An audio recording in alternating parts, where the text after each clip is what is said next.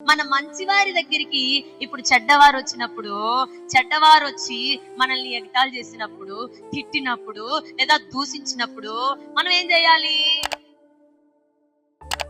వాళ్ళ దూషణను లేదా వాళ్ళ తప్పిదములను లేదా వాళ్ళ పాపాన్ని మనం ఏం చేయాలి? మన దేవుడు మనల్ని క్షమించాడు కాబట్టి మనం మంచోళ్ళైనాం.